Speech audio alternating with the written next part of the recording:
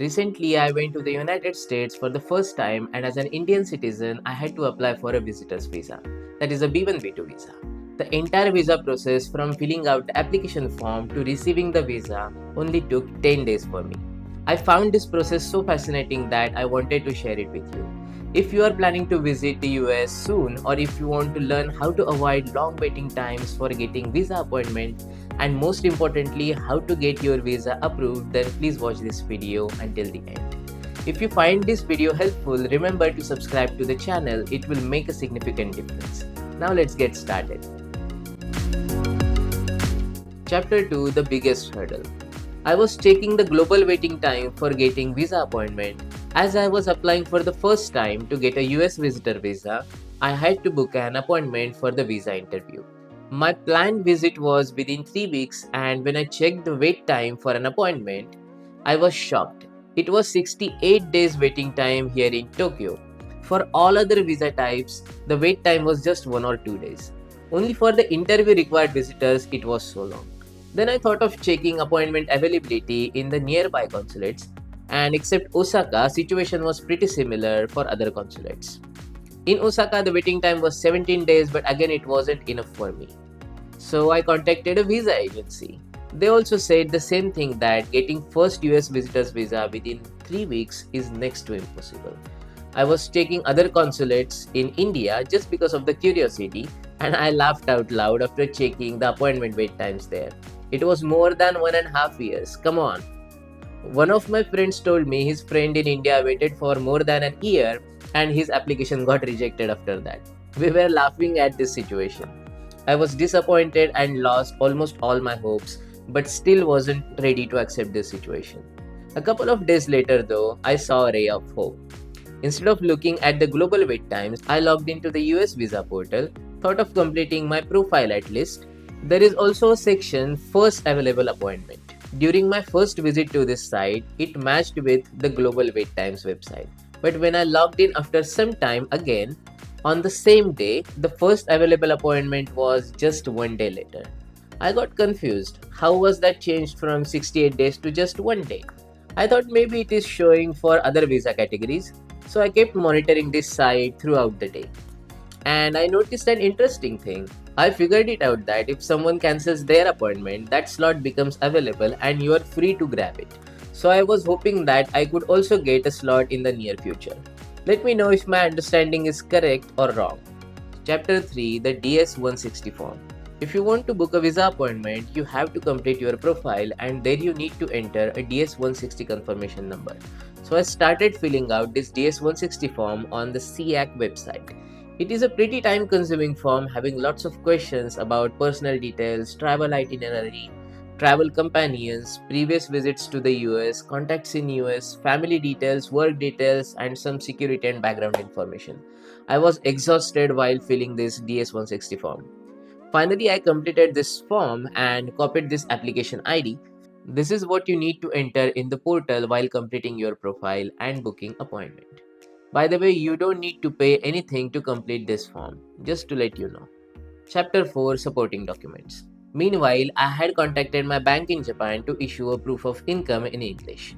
Got my employment letter from my company, certificate of salary, 3 months pay slips, my travel itinerary.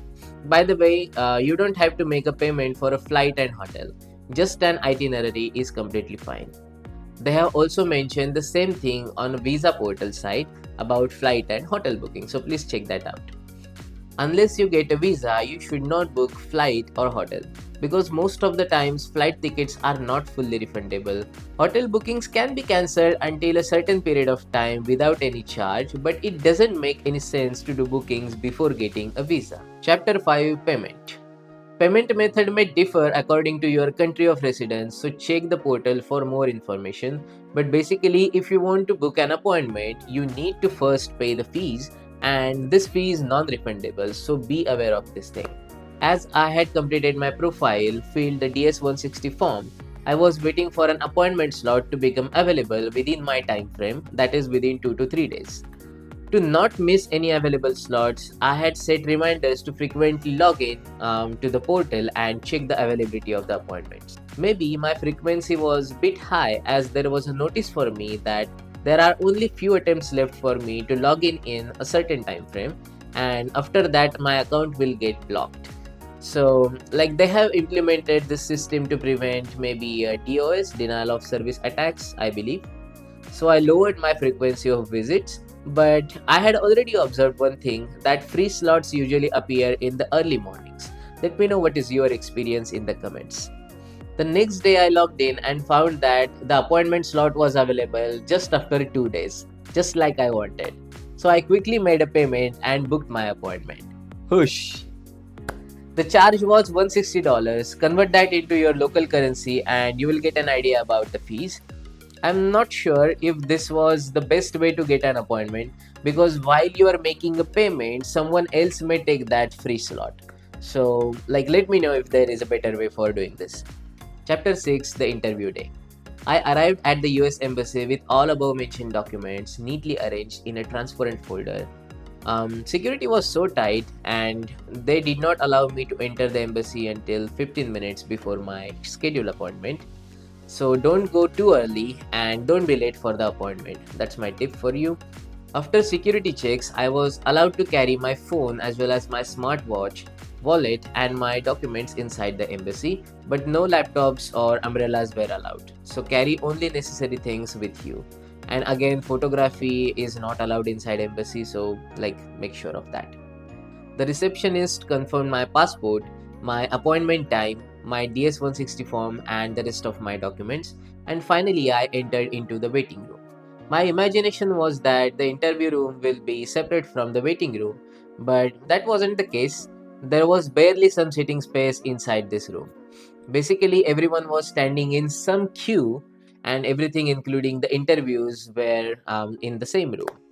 Total 12 counters, 4 for the document checking, 3 for scanning fingers, and the rest for the interviewers. So, overall procedure was first document check, then fingerprint scanning, and finally a visa interview. I went to the first counter. The lady welcomed me and started checking my documents. Everything was perfect except my photo.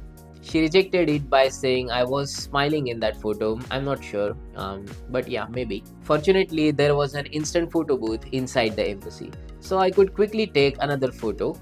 There are certain rules which you must follow while submitting photographs, like it should be taken within 6 months, 2 by 2 inches in the size, white background, no glasses, no smiling, and so many more things. Please check those rules. I will put the link in the description below. Finally, she accepted my photos, scanned it on her machine, and updated it in the system. So in principle, it is acceptable to have different photographs on the DS-160 form and the one you actually submit to the embassy.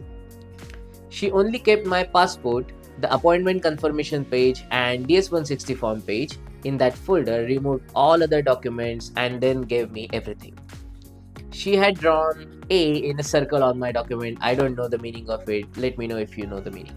I thought maybe the interviewer will ask me to submit all other documents during my interview, so I moved to the next line to get scan my fingers.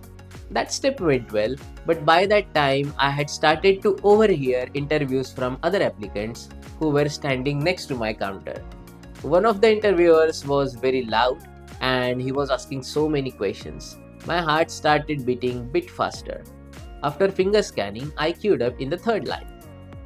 Interviewers were asking questions and I could see some happy faces, some sad faces after their interviewers. Finally, it was my turn. I stepped up and said hello to the interviewer. To that, he responded with a big yawn.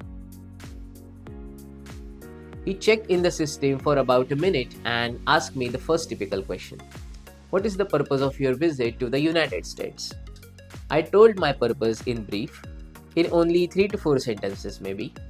He seemed satisfied with my answer. So yeah, the next question was, what is the duration of my stay? I answered that as well. I was going there for 7 days. Next, he started looking in his computer, maybe at my DS-160 form in his system. I was expecting that he will ask me some documents or he will ask me some more questions, but that did not happen at all. He said your visa is approved, you will get your passport back in few days. I said thank you. He put my file under his desk and that's it, my visa was approved. I was so delighted inside. Someone should have taken a video at that time to catch my real expressions. With my appointment confirmation details, I could even track the status of the progress of actual visa issuance and delivery. There is a chance that even after your visa interview goes well, your visa can still be rejected, or embassy may ask you to submit additional documents. Next day, my visa status was changed from approved to issued, and finally I was relaxed.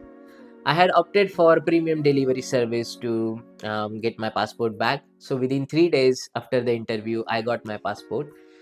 I checked all the details on the visa, basically full name, date of birth, passport number, visa type, issue date, expiration date, and yeah, pretty much everything on that visa. I had got B1 B2 visa for 10 years. So everything went well and I started for the final preparations. Chapter 7, Tips. If you want to succeed in getting a B1 B2 visa in your first attempt, then the key is honesty. Do not hide anything. Provide true information in your DS-160 form. If you want a B1 B2 visa, you should be able to convince consular officer that you will come back to the country of your origin. For that, you should provide an evidence like your family details, job details, property information, etc. What I have heard is these consular officers have only 2 to 3 minutes to judge your application, so your DS-160 form is the most important document and you should fill it carefully. There are some questions which are frequently asked in the visa interviews, so write down your answers to those questions and practice answering them. Chapter 8, Final Arrangements. Only 7 days were left for my trip, so I immediately booked flight tickets and the hotel. Started shopping and packing. I had booked a flight with ANA from Tokyo Haneda to JF Kennedy, New York. Booked a hotel in Lower Manhattan, and return flight was from Newark Liberty to Tokyo Narita. Chapter 9, Interview at Immigration. There was one more interview at the port of entry by CBP officer. CBP stands for Customs and Border Protection. After arriving at the JFK, I immediately queued up for the immigration and the CBP officers started asking me questions. First was again my purpose of visit to the United States, then duration of my stay, what work I do, or basically my position at the company. As I was visiting for the business purpose, he asked me typical questions related to my own purpose, but it may differ person by person. I was not asked to scan my fingers again, but my companions were asked to do so. Maybe I had already did this procedure in the embassy and they already had my finger scans. So he just took my photo, then asked me about my belongings, like am I carrying any drugs or cash over 10,000 USD or any prohibited food items, mainly customs related questions. So basically do not fear here. These are regular questions. These questions do not mean that they have found something in your baggage illegally, and yeah, so that's not the case. He finally put a stamp on my passport with a permission to stay in the United States for next 6 months, though I was there for just 7 days, and done. I could finally enter into the United States of America officially. Chapter 10, Getting Out of USA. It was very easy. TSA officer just scanned my boarding pass and I went through the security and done. I could go to boarding gate immediately. I did everything on my own, basically no agent. If you have any questions or concerns, let me know in the comments down below. Don't forget to subscribe to my channel for more such informative videos. I will catch you in the next. Until then, peace.